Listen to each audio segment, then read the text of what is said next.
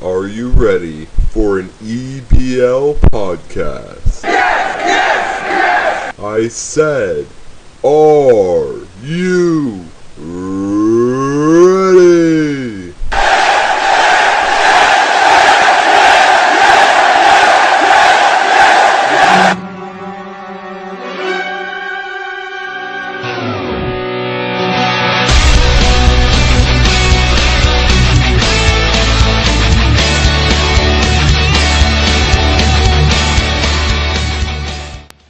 Hello everyone and welcome to the third edition of the EBL Podcast. I am here not with Hodgchow this time, but with a special guest. Mofo is here. Say hi, Mofo.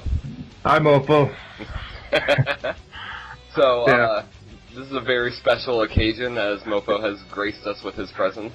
I'm sure people think I sound like a douche already saying that. I think people have known you're a douche since they joined the league. So, yeah, good point. We're just going to run down the same things that Hodge and I normally do, but it'll probably be more fun since Hodge sucks. But, wait, he'll listen to this, won't he? He'll probably be mad we're doing this without him, too. Yeah, well. I like to have a nice American podcast and not have Canadians on. So we just passed the trade deadline in EBL, and there were a lot of... Crazy. It was insane. There were so many moves made, and compared to the last few, there have been hardly any at the trade deadline. I think this is probably the busiest one we've ever seen. Yeah, I would say so too. So, a lot of teams changed. A lot of win-now teams became rebuilding teams. A lot of... Well, you got to credit that because of Wiggins' injury too, though. Oh yeah, the main reason. It killed it. Yeah. Team's got like a second hope right there because of that. Yeah, there's a lot of teams that probably wouldn't have had a shot that now absolutely do. So what was the best move you think made at this trade deadline? Who do you think really stepped it up and became a contender? Probably Koo getting Kerr and Iverson. I know that was a trade with you. Right. Go ahead. I was gonna go with that too. It's just his team didn't seem to do well last time. They dropped. Well, that's because he has no big men. Yeah. I mean, he's got three really good perimeter players, but he just has no big man at all. Yeah, and that'll really hurt. I don't care what anyone says. That'll really hurt a team. I mean, he's starting like Chick Nadai. I mean, who the hell is that guy? I mean, I think he started 1 year before, and that's it. I mean, he's no good. Yeah, no. I think the Wolves could get there, but they're in danger of not even making the playoffs this year after that big move. I don't think they'll make it. Yeah, it'll be tough. It'll be tough for them to come all the way back and just win them. For the future, pairing Curran and Tyree together is going to be huge. Oh yeah, absolutely. If they can just grab one or two big men in free agency or anything, I mean, that's going to be huge for them in the future. I hate saying the Koo's doing good, but he really is. I've always said he's a good GM, and no one wanted to listen to me. I've always been the biggest hater of him, but I got to give credit where credit's due. And credit is definitely due here. I didn't like his reacquiring of Van Sip, though. I mean, I love Van Sip, but... He's got some kind of obsession with Van Sip. I don't know what it is. Yeah, I can't really be the one to talk there, since I've had obsessions with numerous players throughout the year. Throughout my career, really. But yeah, a few questionable moves made a trade line. Who do you think hurt their team the most? You know, a trade I really don't understand at all was Moron trading Josh Grundy. Yeah, that one made no sense to me. I mean, Grundy and Cool were just like the future combination in EBL. I mean, they were going to probably win titles together, and now I don't understand. Narn and Cool, I mean, they're both turnover prone. They just can't play together. No, and that's the biggest thing. Like, that's like 8 turnovers a game right there. And when they got Chasson Randall too, who's like 3 turnovers a game off the bench. Oh right. I mean, the only way they can make it worse is if they added John Wall somehow and just went off. Yeah. I mean, he got a nice little haul back for it. I mean, I like Dustin Slayton. Barnes would be good. He's a great defender, but I just didn't understand in general what they were doing. I've never been a huge Dustin Slayton fan either. I think he's on the decline already. Yeah, I mean, he might be. He kind of reminds me of that Mark Day type player where he peaked early and then... Good comparison. Yeah. I don't know. I just don't understand because I don't think this trade put them in any more contention to win now than they were before, and it hurts them in the future too. Oh, because like I wrote in my article yesterday, I think Grundy is the guy to have right now and for the future. He's only 19 years old. I definitely like the way the Magic is going, though. MSC is just a great GM. He knows what he's doing. Oh, he's built so much young talent in Orlando now. That team's going to be good for a while once they reach their peak. The one thing I didn't really understand, he traded for Dakari again. That's like the third or fourth time the Magic had him. Yeah. I think they drafted him originally, then they traded him, and then traded for him again, then traded him. I mean, it's just over and over with them. Yeah, he spent most of his career in where did he spend most of his career? Boston. Yeah, Boston. That's where he was mostly. But yeah, you're right. He has gone through Orlando numerous times now. And then he traded for Gerald Dunn too, who's got like the worst contract in the league right now because of donor. Yeah. I mean that's true. Well, I mean, anytime you have a donor player, you know they're going to have a pretty bad contract. So it never made any sense. He gave him that 7-year deal and then he put him on IR Sim 1. Right. The donor and the JV deals are always the fun ones to watch in free agency. And I love Donor too. He's a fun GM to have in the league, but man, he makes some decisions. He's just one of the only GMs that you can really say that he just has fun doing this. You know, like he just doesn't care. It's great. I love it. I mean, I criticized him before, but I think he's really good to have in the league. Oh yeah, he's great. He's great. He's always active, and he does his part. Yeah, he's like the guy you go to if you're looking to trade right away. The first guy. Oh yeah, you'll scan over the Rockets before you look over any other team just to pick and see if you can grab anyone off there. And no one ever really tries to take advantage of them. That's what I like too. It's all generally just even deals. Yeah. So it's really great. He's just set up that personality for himself in this league, and I think that's good. Are there any trades this year that you question on both sides by the trade deadline? Because there were.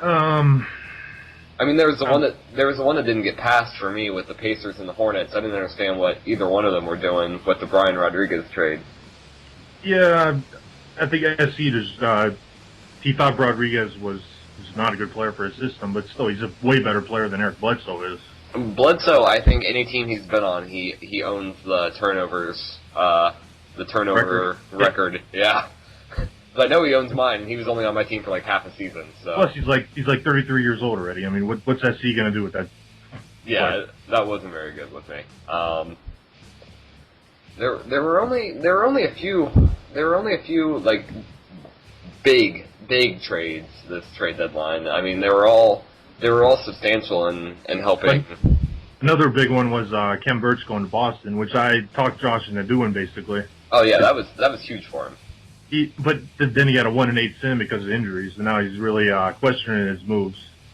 I don't think he should. I think he gave up the perfect amount to get him. You know what? I think the Boston's the team with the best chance to beat the Knicks in the East because of that deal. Because they can put Birch on favors now. I mean, you know my love for Kem Birch. So he's just my favorite player in the league.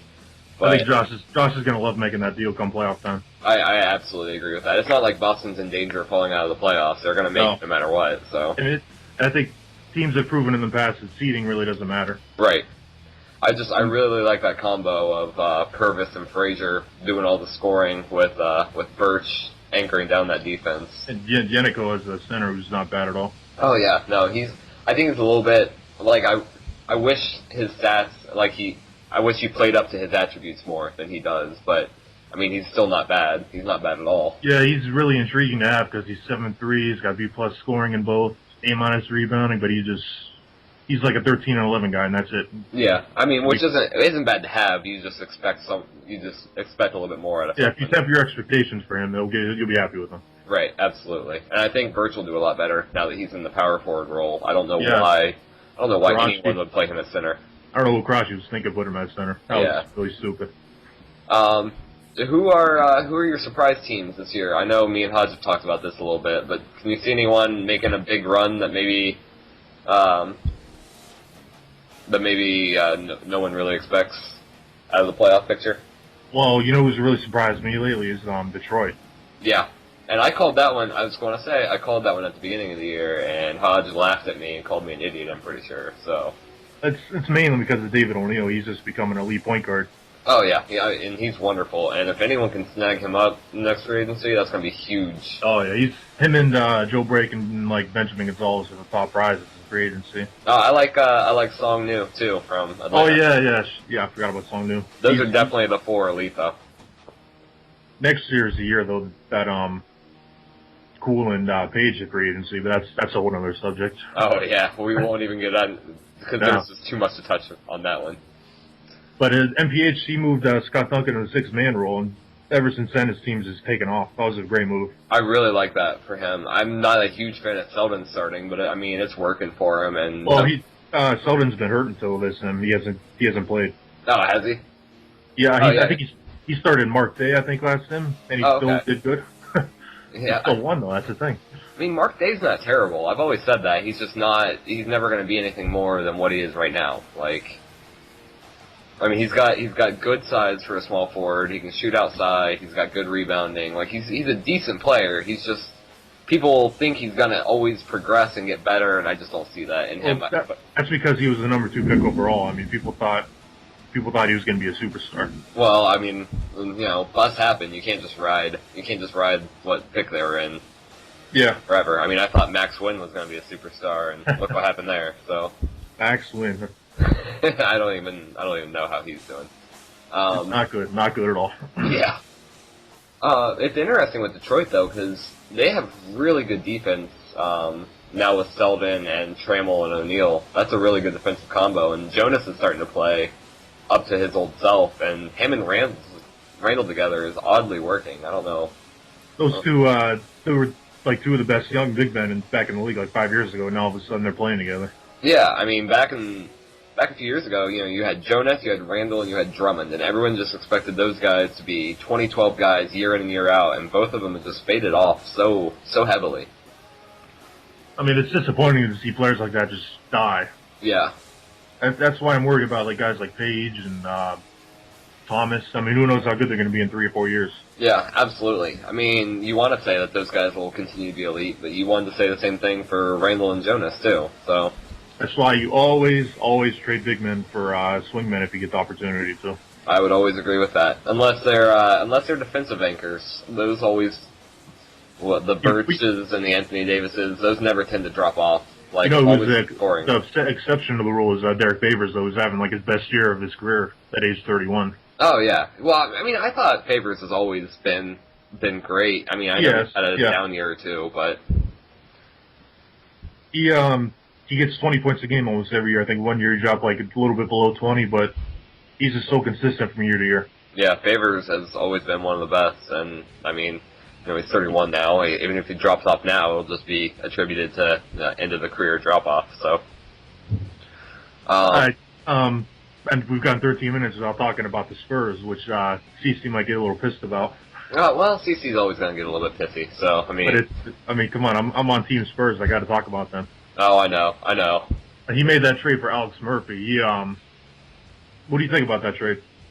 I'm not a huge fan. I don't really like Alex Murphy, nor do I really like the trade he made for Anthony Davis. There's a lot of moves I haven't liked for the Spurs this year, and I know I'm the only one who feels this way. So,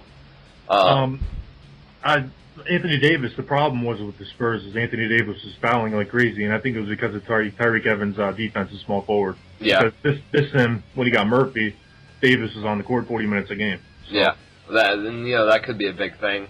Just by doing that, he might have improved his team by getting rid of Evans. Absolutely. I didn't really understand the Cousins thing. I don't know. I just feel like CC's made a lot of trades this year, and his team was fine to begin the year, so... I kind of encourage him to go after Cousins because I just don't like Peter Farmer. I just don't think he's a very good player. No, that I will agree with. And for someone who's had Peter Farmer, and I know Baldwin agrees also, and he's had Peter Farmer, he's just not a very good player. He's just not. He's a little bit small for center, and his defense drops at power forward. He can't really score all that well. Like, he's just not very good. For some reason, he just can't play more than like 32 minutes a game. I know. He's got a bad fouling problem. I mean... But the weird thing is even when he wasn't fouling, like, I would check my box scores, and he would have only played, like, 28 minutes and had 2 fouls. He wouldn't have gotten hurt. Like, I don't understand that one at all, so... He's just one of those interesting cases, I guess. But yeah, the Spurs are decent. They have really good defense up front with Murphy now and Anthony Davis and Cousins. I mean, Andrew Harrison's a pretty good defender too. Oh yeah. He's decent too. Andrew Harrison though, he's just that's still one of the best moves in EBL to me is CC trying Harrison out at shooting guard. I can't believe how little he turns the ball over. 1.1 a game. I mean, I know. I mean, he was averaging like 5. I feel like a point guard. For how much he handles the ball, that's pretty insane. 1.1 a game. Yeah, I mean, what was his last time starting a point guard when he was with the Knicks? Yeah. Yeah, and he averaged like 3.1, 3.4 all those years. And now he's starting a shooting guard and he's down to 1.1. That's just crazy to me. For some reason, going from point guard to shooting guard has made a bunch of players like give him a second career, like Ross Falk and Andrew Harrison and even John Wall to a lesser extent. John Wall, yeah. I mean, there's a lot of those guys that people are afraid to move point guards over there, whether it's size or handling or just whatever people get scared of. But it's traditionally worked out. If you have a guy that you feel like could play shooting guard, chances are he might be able to. So. You know who needs to get an audition as shooting guard is Larry Austin.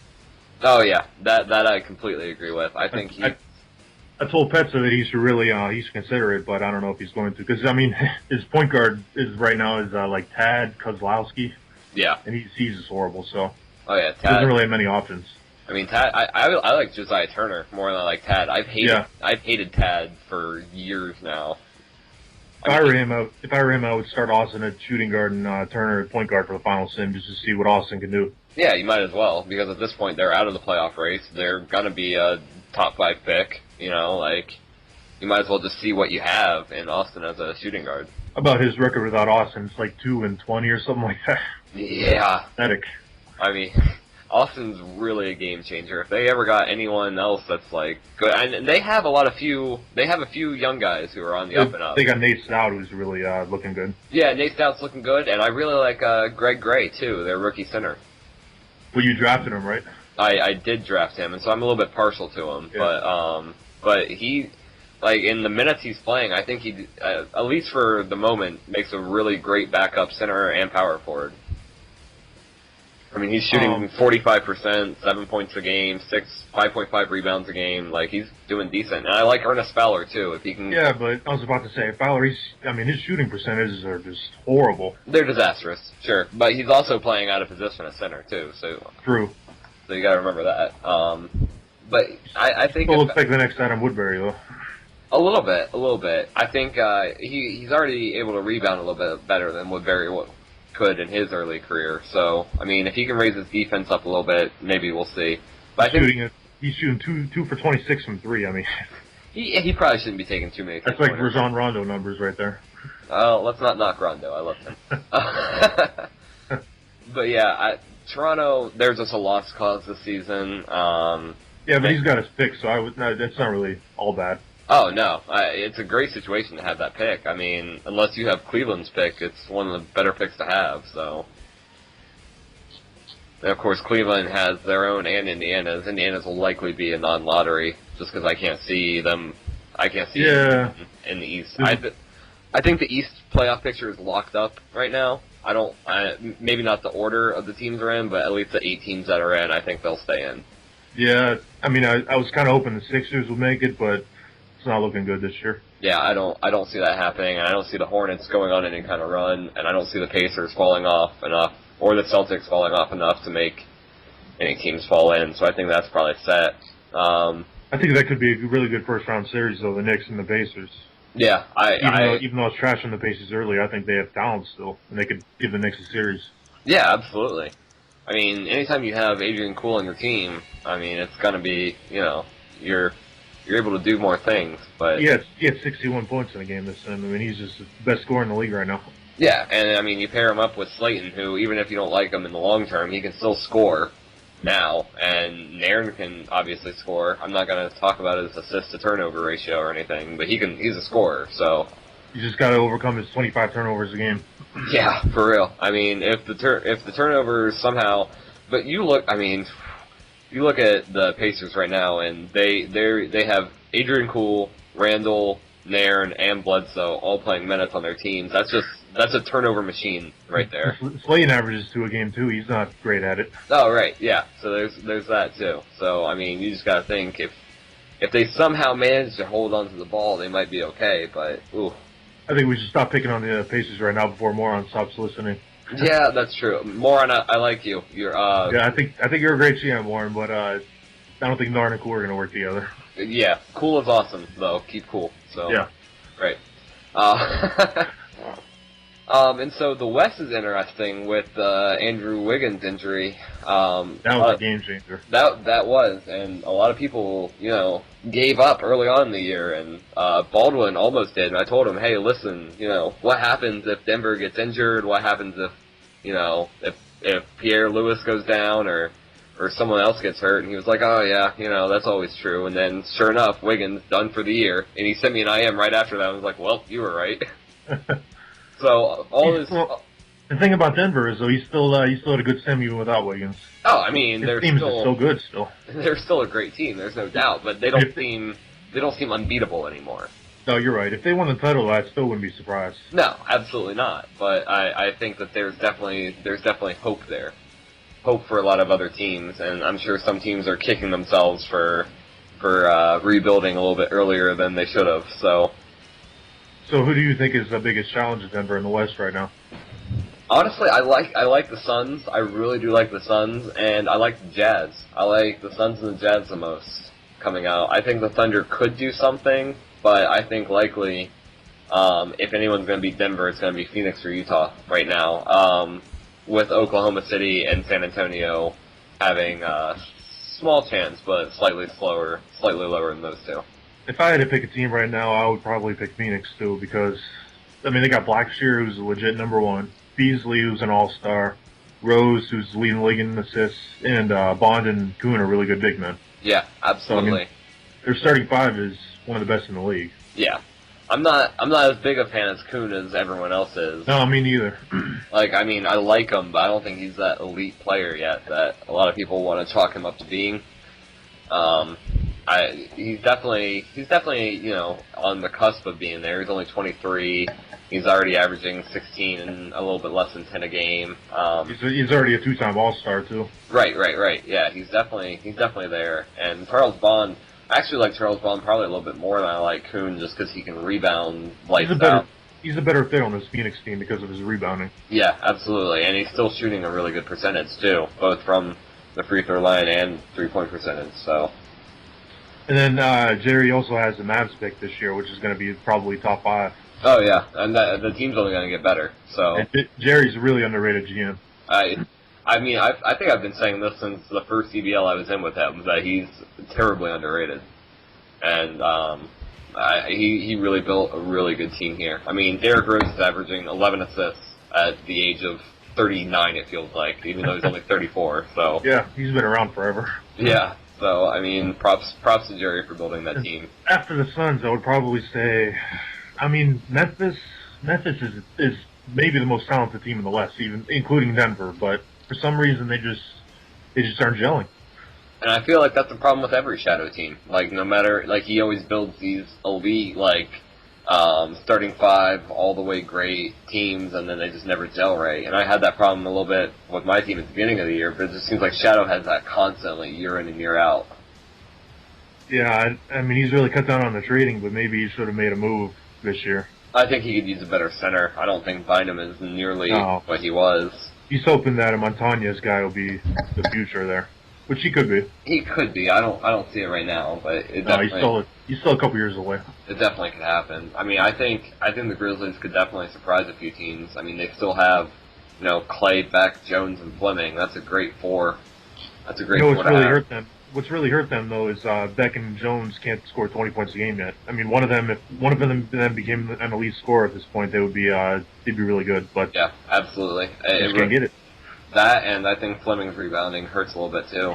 Yeah, because I think they're third to last in the league in rebounding. Yeah, they're somewhat up there. They don't have any guys. Bynum's the only one breaking 10 rebounds a game. Other than that, Fleming's the only one that's even coming remotely close. So, what do you think about Anthony Parker maybe playing ahead of Bynum? I wouldn't trash that idea. I mean, he played pretty well early on. He has a really good field goal percentage right now. I think it would probably help him, honestly. I agree. I think he should maybe play Parker. I've always kind of liked Anthony Parker a little bit more than everyone else has, though. So I mean, I think his size of 6'9" scares some people, but he's always been like his first 2 years in the league. He was a 17-point per game scorer, and then he just started to get less and less minutes as his career went on until last year, where he got 32 when he averaged 13-10 last year. So I think he would do fine. I think it would probably help him out a lot. So all this talk of teams making moves and trades, whatnot. Who do you have as your early slot for GM of the Year candidate? This is a really tough one because, I mean, there's a lot of good GMs in the league right now. And there's a lot of GMs that have made great moves this year to get their team in contention. Yes, so. yes. Right now, I would probably say Bauer. He's got to be the favorite. Bauer is definitely up there for me. He traded for Roser. He traded for Favors. He signed Fang. He signed Wills.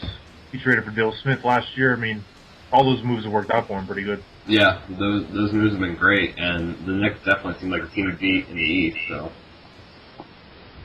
I'd be shocked if they didn't win the East right now.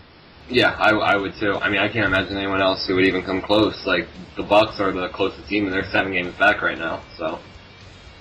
I'm just, I don't know. I mean, the West. I mean, Polo. He deserves to win GM of the Year every year, but he can't really give it to him.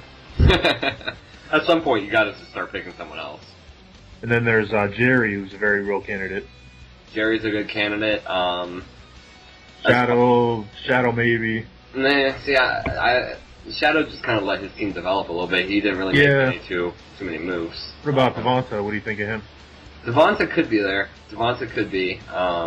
He made that trade with you that's really worked out. He traded, what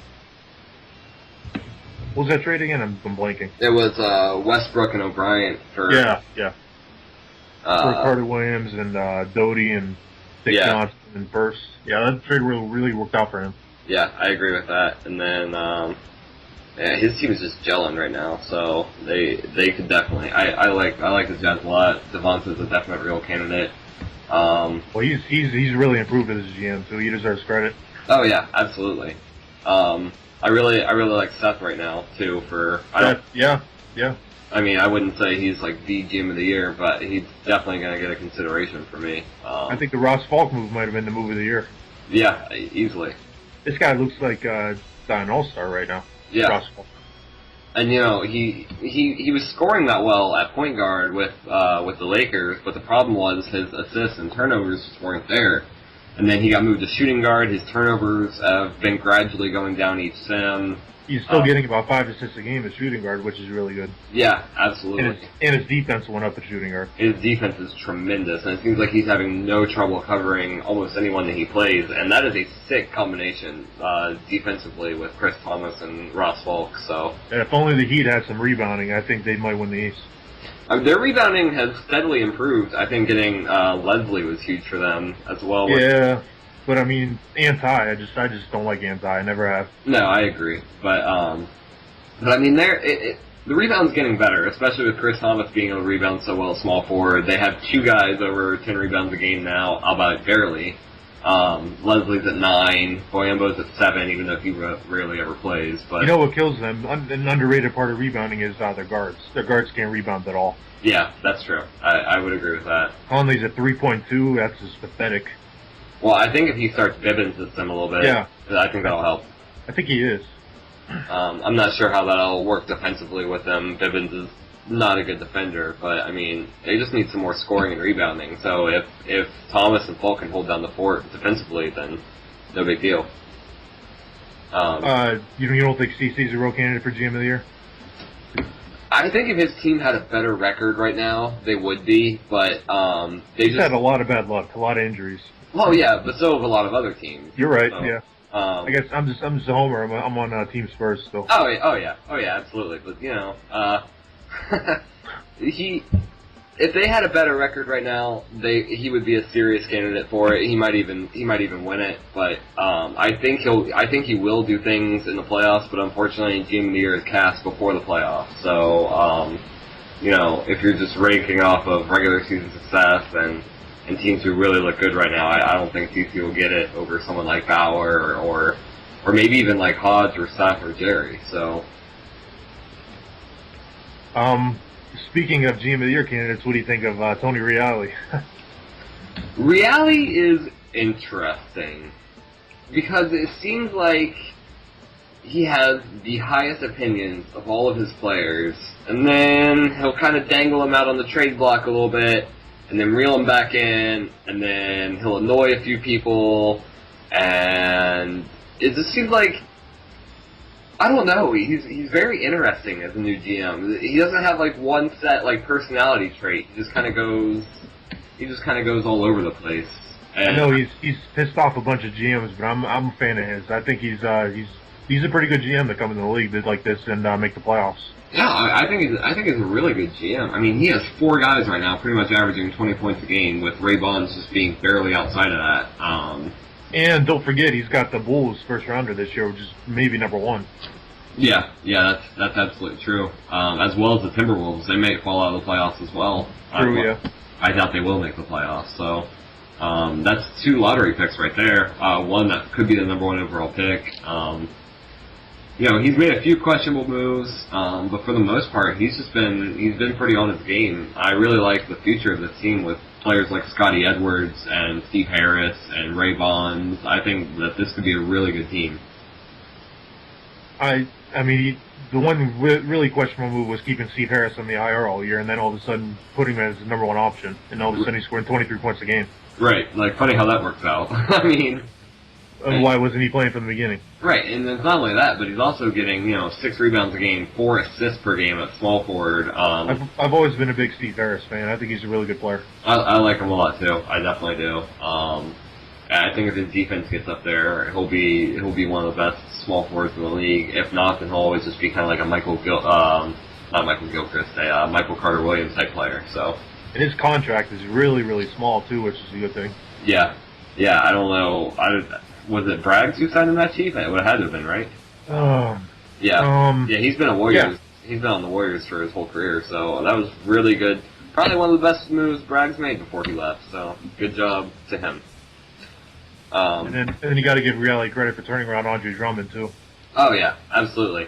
Well, I think Andre Drummond started to spark up a little bit early on this year, and Reali was one of the only ones that really took a chance on jumping on it, and it really worked out for him. So. And then he got rewarded for it by Drummond getting a bulging disc in his back and being out 50 days. Right, and that's what's scary about the Warriors to me is they're 38 and 34 and good right now without Drummond. So when he gets back, this could be a really dangerous team.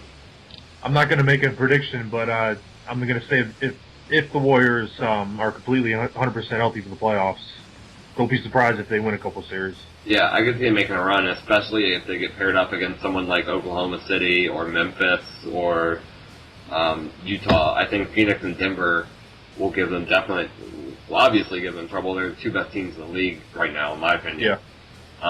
But I think if Golden State gets paired up against anyone else, that they'll probably have a likely first-round win. So we'll see. We'll see there. That'll be interesting. What do you think about your Kings team? You're going to play Denver right now. I think that the broom's already out in Sacramento because we're going to sweep the Nuggets. Yeah. Yeah. No. A lot of people think the Clippers are going to take your spot. What do you think about that? It's possible. I mean, I'm never saying never, but my team was injured a lot last time. When we were fully healthy, we went 6-2. The Clippers have kind of been on a down stretch lately. Well, not really. They've been really good with Lito back. Yeah, that's true. I just think their points per game and points per game allowed even since Lito's been back, it just hasn't really been improving. They have been really good in the past few sims, though. You're right. I was wrong about that. I was thinking about the Lakers for some reason. Stupid Los Angeles teams. I would be cheering the Kings on if you did one thing, and you know what that is. Yes. But You're killing me by doing that. I know, but I mean, there's only 2 sims left in the season when I made that decision, and so next year I'll probably move back into the role. But I figured I might as well give it a try this year. You probably have the 2 best 6 men in the league, and with Terrence Jones and Aaron Ross. No, I know, and I'm not using either one of them as a 6-man, so it's great. It's wonderful, really. But I kind of gave up on this season a little while ago, so I'm just trying out a few things that hadn't really been tried out before. So not as like a tanking maneuver, but just as a see what I'm doing next year kind of deal. See what I have as my option. So I really like Drew Holiday, though. I'm gonna go ahead and come out and say it. I've been some last sim because I want to see what Teacher did, or however you want to pronounce his name. How do you do? Not very well. I didn't like him very much, so I moved Drew back into the starting role, and I've been really impressed with him this season. Drew Holiday. How many chances did Drew Holiday get? How many chances is he going to get? I know, but there have been games where he's put up 42 points for me, and it's just been...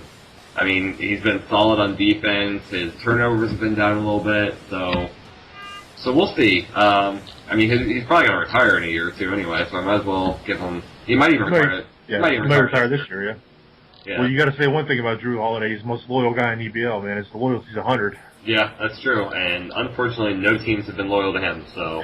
Yeah. He really is, though. His loyalty is 100, and his greed is 1. That's just wonderful. He's a great guy, man. He just wants to be loyal. Oh, I know. And I just realized he has 14 bird years on him. I mean, he's been in the league 14 years. He has never once signed to a different team in free agency. That is the stat.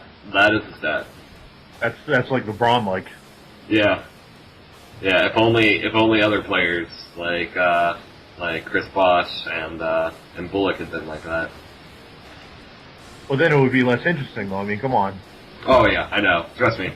You gotta love free agency departures. It really pisses people off. Oh, it really does. Because, I mean, you gotta think, these people plan on these guys sticking around and being on their team for years and years to come, and then all of a sudden they just get blindsided out of nowhere. They don't get any value back for them, and they're just really stuck in a rut, so... You know who's never recovered from that is Karachi when Clay left him. Yeah, he's struggled every year since then. His team has never been the same, which, I mean, that was a huge blow. He was a 2-time champion. Oh, yeah. All of a sudden his core got broken up like that. That just never recovered from that. Yeah. But it's interesting because, I mean, Memphis hasn't really gained from that yet. You're right, yeah. So, it's just weird how it really just hurt both teams somehow. EBL is a weird league. Oh, yeah. Absolutely. Alright, so we've gone through all that. How do you feel about some of the other newer guys? We talked about Reality. I haven't seen much of Raider Guy. I like Raider Guy's enthusiasm.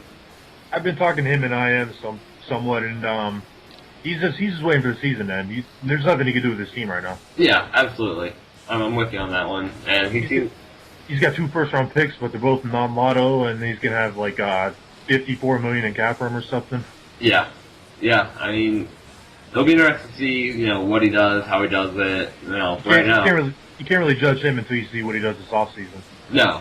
He seems very enthused. He seems like he likes the league a lot, though. So that's cool. That's good to have. That's Seth's favorite GM right there. Yeah, there you go. Why does Seth like him so much? You know? I have no idea. All he does is rave about him whenever he's in the chat. Yeah, I have no clue. But the Bulls have a couple decent players though. That stock guy, he's decent, and you gotta love Kevin Durant getting the worst 20-point per game season of all time this year. Oh yeah, that's wonderful. Hey, Kevin Durant just always finds a way to squeak it out. He's just got an open range to shoot whenever he wants on that team because they're so bad. Oh yeah, you would think he'd be at like 30 points a game because he's the only one that can do anything. If this was like Kevin Durant from 10 years ago, he might score 40 a game. Yeah, it's entirely possible. So. And then there's Reifenberg who's never really around. No, but he has done a few things, not all things I agree with, but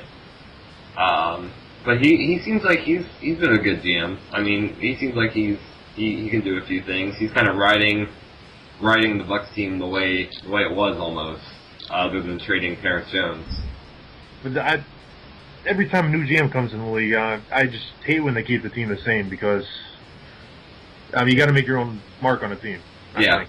What did he even get back for Terrence Jones? Now I'm starting to look at that. He got like Tim Craig and a bunch of backups. I mean, it's nothing. I don't understand why Tim Craig is starting over Tyler Herron right now. Well, I guess he figures he traded Jones for Craig. He's got to play him. That's true, I guess.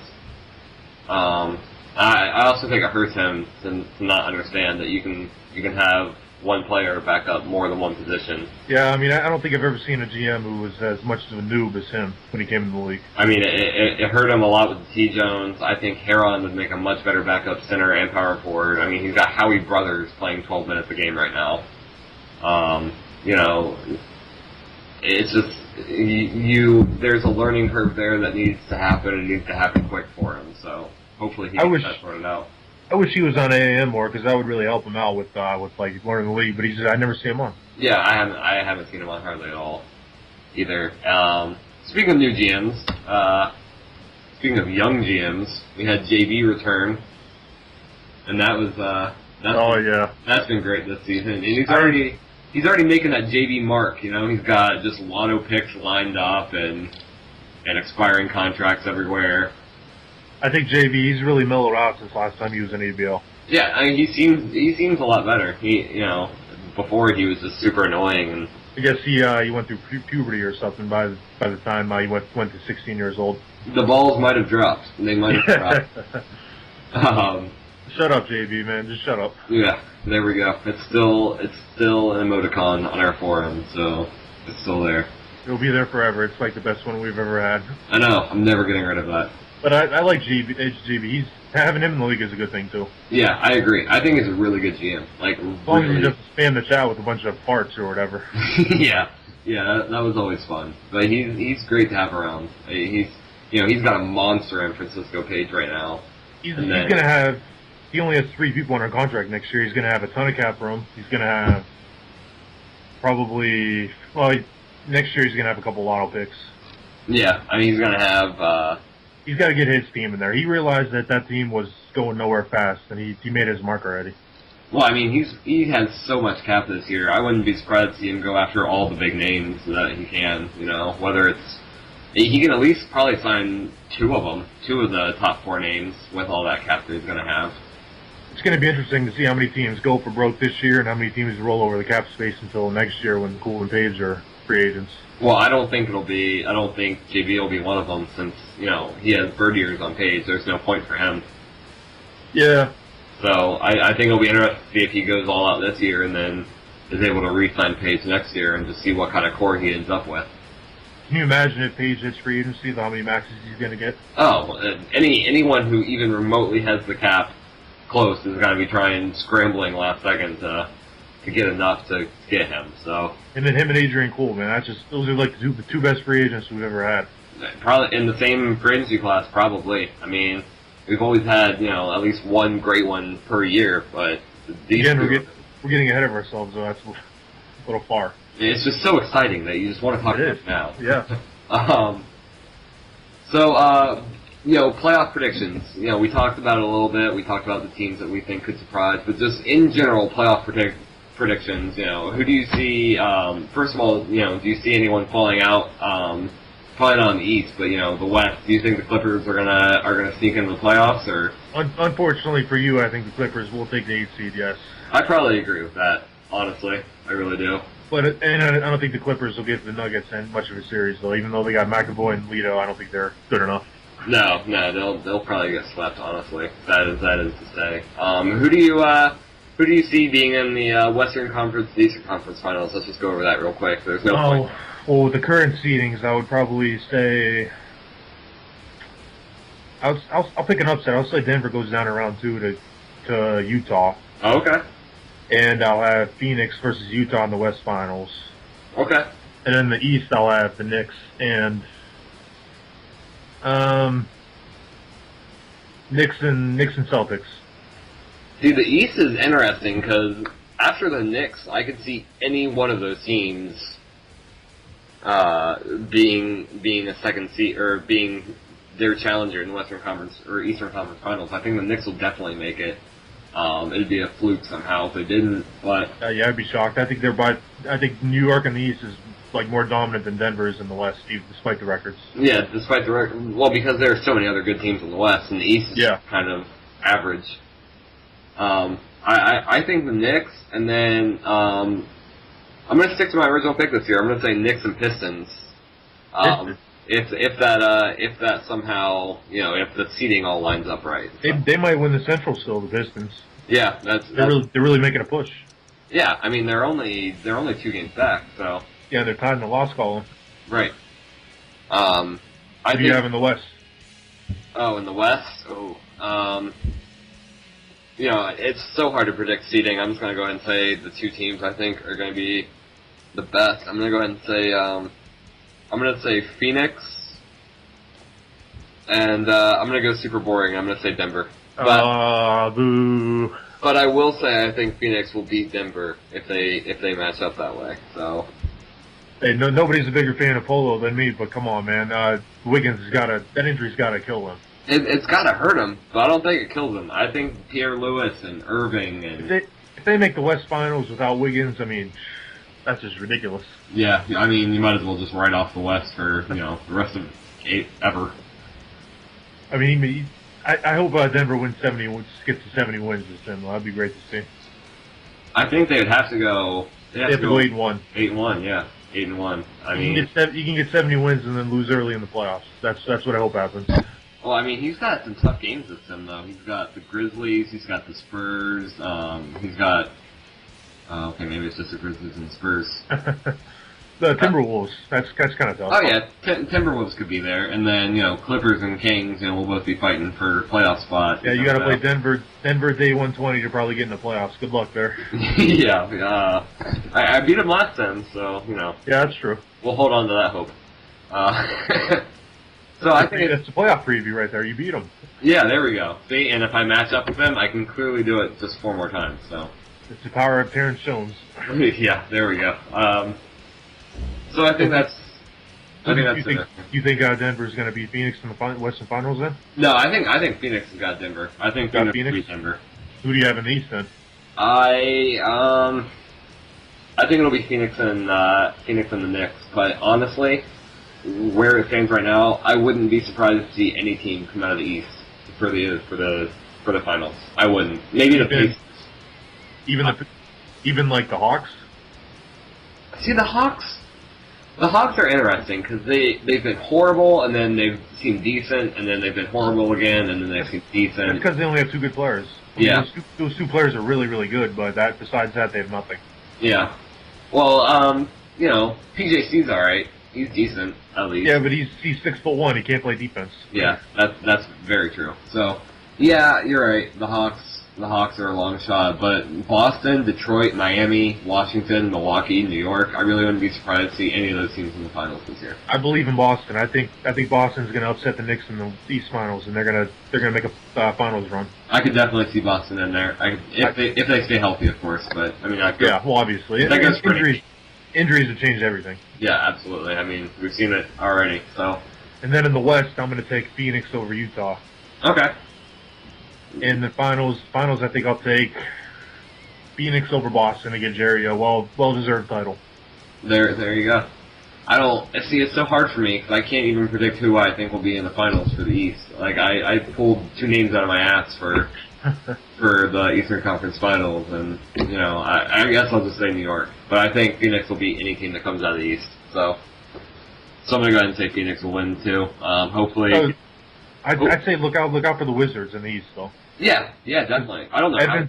Evans, the point guard, is still one of the top 5 players in the league. They just have a lot of scoring coming out of the point guard position.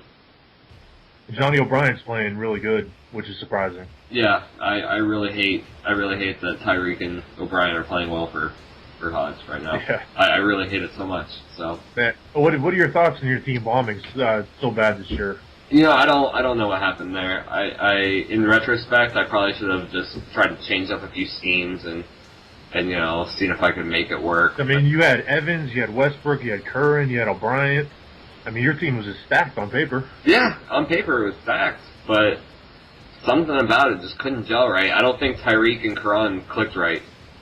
I don't think those 2 got along because it seems like when I ran down through the box scores, like, sure, they both averaged, 20, 22 points a game, but it seemed like, Cron would score 30 one game, and Tyreek would have 13 that game, or Tyreek could score, 38, and Cron would have, 17, 18, so, it just seems like they couldn't gel right to where they were both having, just good nights on the same nights, and it just had to be one of them taking over, so. I think the Kings this year are going to go down as one of the biggest disappointments because of expectations. I agree. Me and Seth made that bet, and it's not looking good for you right now. Oh, no, well, it's not looking good for Seth. Yeah, but both of you, really. Oh, yeah. I mean, I could still pull it out there, All right, you got my favorite player. I'm still rooting for you. If I make it into the playoffs, I'd probably move Terrence Jones back to sixth man, but for right now, I'm just kind of messing around a little bit. So. Yeah. So we'll see how that goes. It's definitely going to be interesting. MVP pick for this year. Who do you think will be the MVP? I think it's become fairly obvious it's going to be Pierre Lewis. See, that's what I think too. But a lot of people have said, well, he's not a point guard. Yeah, but he's the best player on the best team. He just won Player of the Month. I mean, he's obviously going to win it. Yeah, I really think that anyone other than Pierre Lewis is just a long shot at this point. A tougher pick right now is Rookie of the Year because of this horrible rookie class. Rookie of the Year is interesting. I don't think they're all horrible. I just think that they're all not ready to play as rookies. Right. Yeah, I would agree with that. I think a lot of them have long-term potential, just not very good. I really like Lance Burton on the Knicks, but he's just not ready to play right now. Yeah, and hopefully he'll get there, but I mean, you never know with a player like that.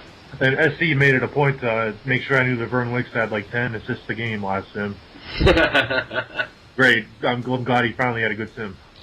I think it will be Vern Wicks that wins Rookie of the Year. Yeah, it's a safe bet, but I don't know. If I were picking, I would pick Nate Stout. Nate Stout, yeah, that could definitely be one. He's the best player from this class. Yeah, he's definitely there. I'm definitely stoked when I traded him. So, who I'm not sad about trading is Doty over to Utah. Really? Why not? I don't know. I don't like him. I don't think he's going to be good in this league. He's averaging really low percentages right now in just about everything. His defense is mediocre. He can't really rebound as well as his attributes says he can. His assist to turnover ratio is 1.8 to 1.2. He just doesn't seem like he's going to be very good. Yeah, but he's still only 20 years old. Oh yeah, I mean, he's got great size. He seems to have great upside. Yeah, I mean, you never know. I mean, Utah's never going to need him though because they got Virgil Williams. Right, absolutely. I mean, maybe when, I guess NCW is only 29 too, so you never know. I like Utah. I'd like them more if they had a different point guard. I still am not on the Shannon Scott bandwagon. I love him offensively. If you ignore his defense, yeah, but he's a great player. I really think he's probably one of the worst defenders in the league. Just looking over some of the box scores and having him before and just all that. So very, very likely. He's very one-sided, and Marsalis and he makes up for it a little bit. But you got to think their starters right now are Virgil, who's never been known for his defensive prowess. Michael Carter-Williams, who's terrible on defense, and then Shannon Scott, who's abysmal on defense. So those three together makes me really appreciate Marcellus Johnson's defense because I don't know how they're going to last in the league. Yeah, absolutely. I think it's just I think they're just scoring so much that somehow that's playing into their defense too. So I'm not sure what it is. Utah being middle of the pack defensively is a huge win for them. Yeah, I will agree with. I think that's huge for them. But it all comes down to defense wins in the playoffs. So I think Utah can make a run, but it wouldn't surprise me if they went on the first round either. No, definitely not. Definitely not.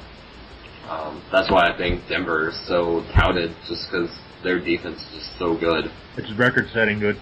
Yeah, but the Knicks and the Heat, they have good defense too. So that's why I think those are two of the teams to watch out for a lot. Yeah.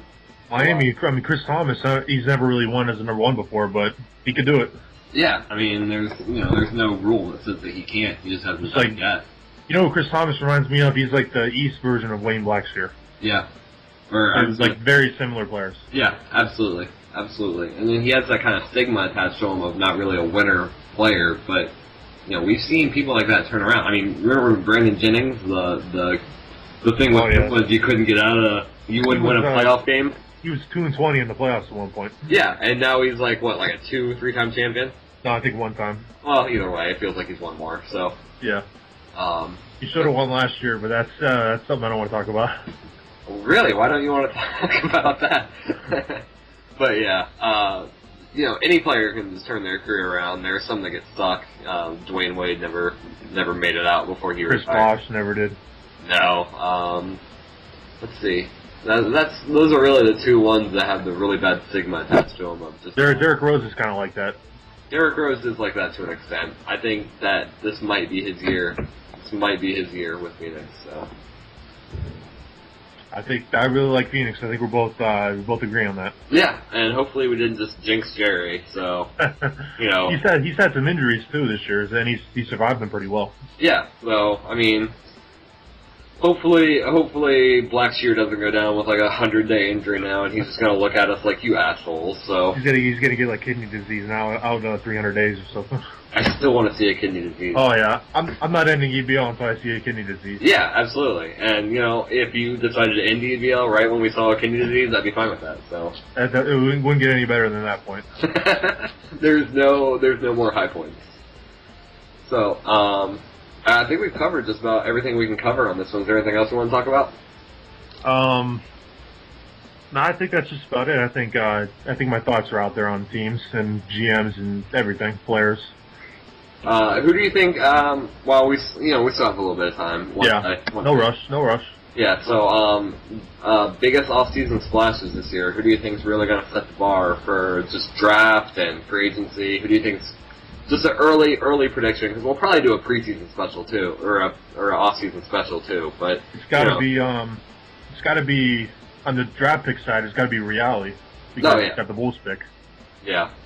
And overall, I think it could be Cleveland if Magus does a good job with that because he's got a ton of cap room. He's got his pick. Yeah, he can make a huge impact. He's got the Pacers pick. They still could possibly fall out of the playoffs. Yeah, they'll be mid first round most likely. Yeah, so I mean, and Magoo's he's a really he's not Cleveland. What am I doing? Yeah, Magus he's Cleveland.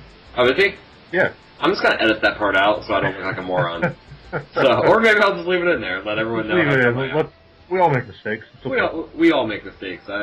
Yeah. So I think he's a really capable GM. I think that he underrates himself so bad to the point that he doesn't make all the moves that he could. I hate to say this, but I think he almost enjoys losing more so he can complain than he does winning. I think he's just so used to losing at this point that's just what.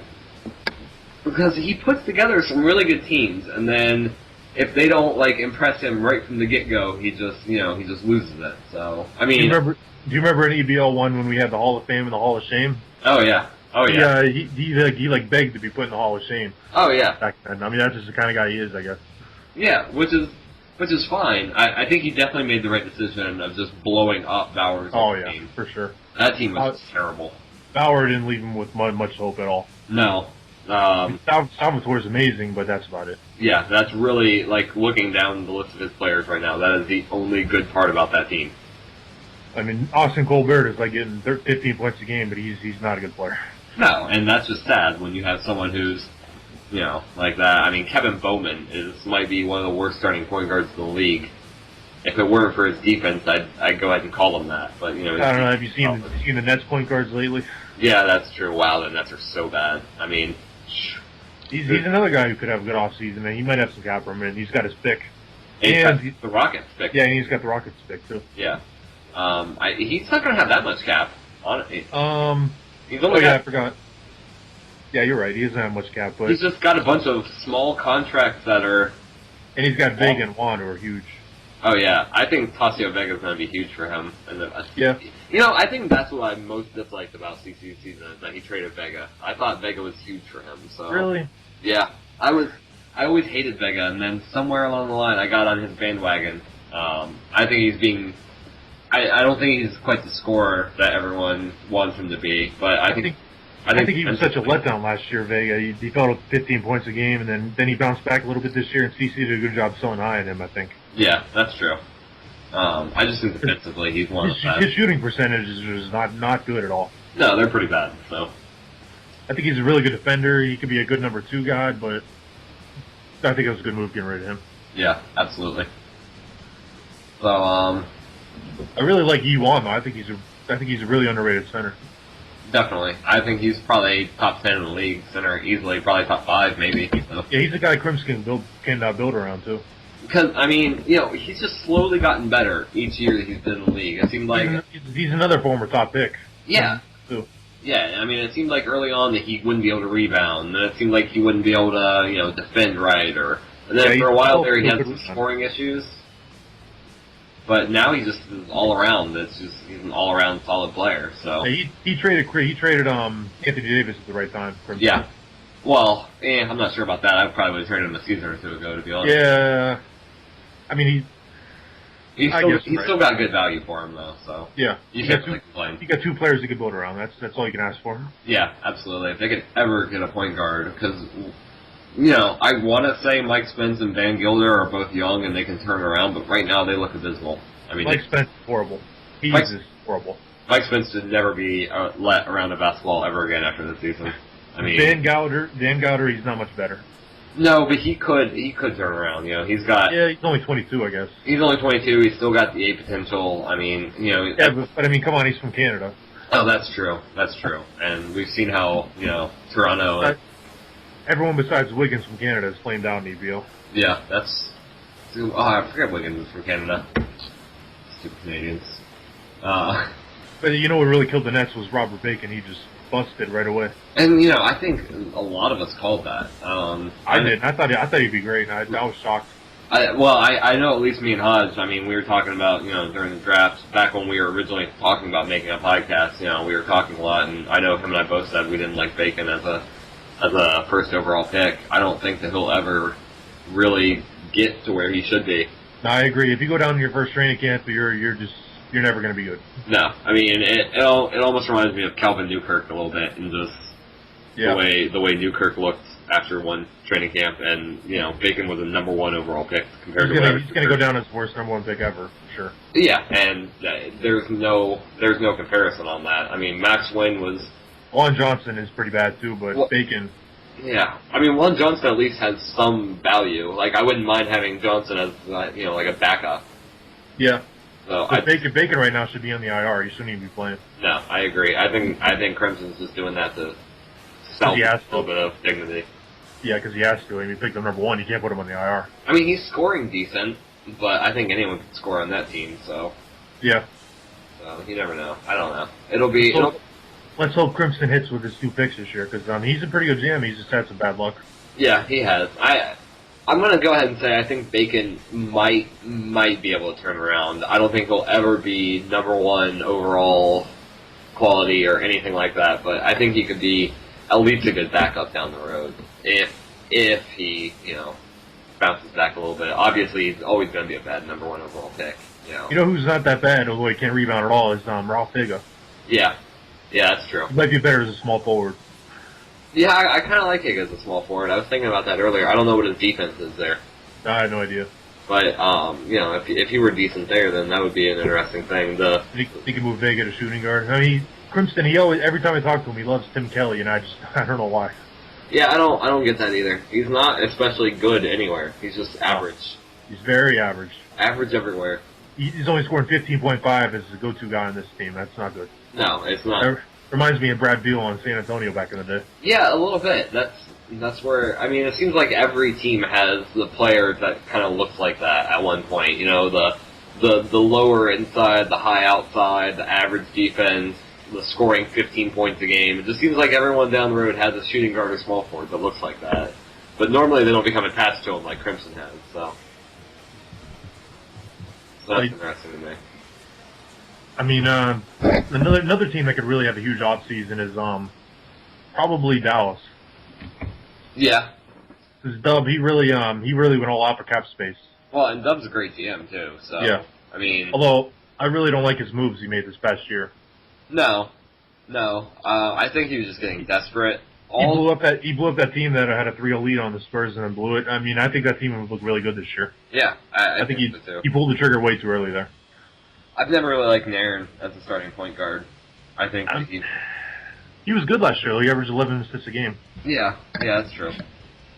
But I don't think they would have ever been like an elite team with him running the floor. I think if they can make a splash in free agency, they had the Clippers pick, and I know Dub has been cheering for me all week to hold the Clippers out of the playoffs. So yeah, he should have traded you a good player. Yeah.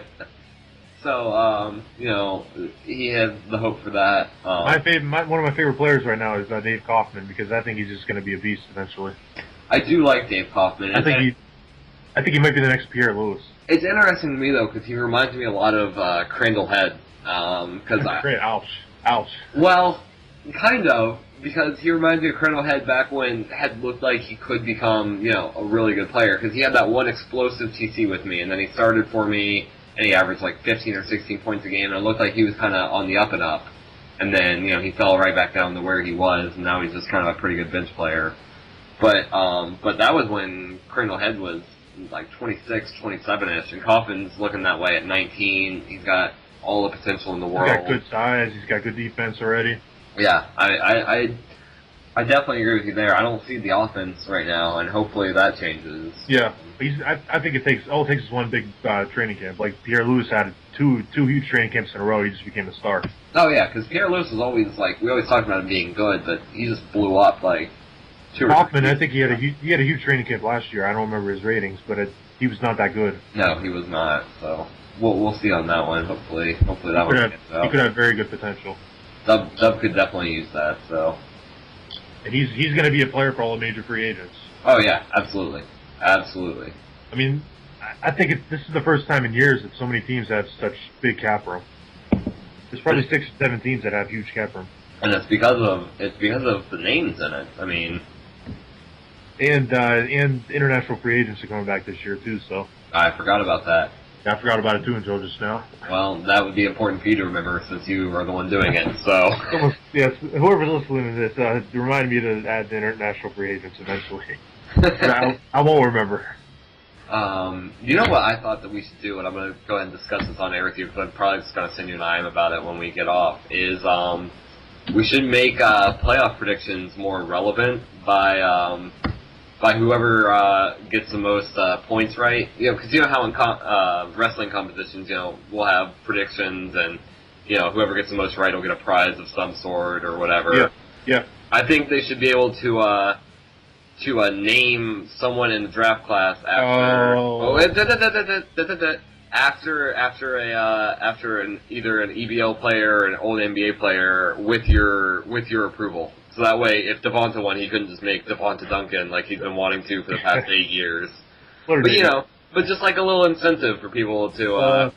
I mean, I hate taking requests because I think that's what ended the first EBL was when you made that draft class. You named it all after us. I don't know. I don't know what you're talking about. I don't remember that at all. I think you named one guy like DWDYSY or whatever after Do You Smell It? No, I don't think that ever happened. But all right. It wouldn't be like a request thing though. Like it would just be like one person gets one name, and if you want to name your own player, you need to fucking predict right next year. You know what I mean? Like, maybe I could adapt that to you get to choose whose son gets to be in the draft or something. Yeah, there you go. That way, if they weren't just naming it, they could at least name the player. So yeah, that's not a bad idea. I guess interactive. It gives people incentive to predict for the playoffs. Yeah, because I really enjoy seeing who thinks that people are gonna. Who thinks what teams are going to do well in the playoffs, but it's only ever like 2 or 3 or 4 people at most who ever predict, so. I guess that means I can't predict, though, because I already make the classes as it is. Well, I mean, we could beat the mofo, play us, beat the mofo, yeah. Stump the Schwab. Stump the Schwab, there we go. Ah, man, I missed that show. That was a good show. Yeah, it was entertaining. Yeah, we were getting a little off topic here. Right, and no, Stump the Schwab completely EBL related. I don't know. Yeah. Right. I don't know. Gives me an idea for next year's article. Yeah. Stump the Mofo. Stump the Mofo. I just like the way that we're going right now with EBL towards like more interactive. I mean, we're doing the podcast, more articles are being Yesterday, MSC was talking about making a website, which that would be really cool too. That would be great. That would be absolutely wonderful. I think we got a good GM activity right now. Good GMs in the league. I really like EBL right now. Yeah, absolutely. I mean, we went through. This is the funnest season I've had because I'm not a GM, man. It's way less stressful. Oh, I'm sure. Because all you have to, you can just sit back and just relax and analyze everyone else's moves. Plus, I can give, every GM advice if they need it. Oh, yeah, without any bias there. Because, everyone came to you anyways. But now there's no reason for you to, hold back, so. Yeah, exactly. So it's been really good lately. It's a really good, and then we got, some of the GMs who didn't really want to stick around are gone. RDT, he's joined and rejoined, he's quit and rejoined, 5 different times. I have a feeling he'll be back in August, even if he doesn't say so. Oh, I'm sure. I mean, I'll tell you about that off the air. Yeah, there we go. Thug is gone, even though that hurt the league overall because he was just one guy that you could always count on to be good. I mean, Robbie said he's coming back in July, which is good. He's always a good GM. But yeah. He's active. That's the thing. Yeah, that's true. You can't have enough. He's a really good drafter. That's his specialty. Yeah, I really like these new guys, though. I think if Reifenberg can get a little bit more active, Raider guy sticks around to see out his offseason. I think if any GM is on a chopping block right now, it's Reifenberg, though, because I'm not sure if he's really going to be active enough. No, I'm not even sure. I really wish he got an AIM, like I said before, because that would tell him what everything means and all that. Yeah, absolutely. I'm with you on that one. It's just disappointing never to see him on. Because he has the potential. And it's fine. He logs on every once in a while. He's on the forums enough. So yeah, he's on the forums every day, but that doesn't do any good. Right. Yeah. He hasn't really updated his depth chart lately. He didn't make any moves close to the deadline, so we'll see. He could be there. He could not. You never know at this point, so. Alright, so that's been it for the third ever EBL podcast. Hopefully Hodge will be rejoining us on the next one, and we'll get. I hope I made a good first impression too. Yeah, probably not. No one likes you, but. Oh well.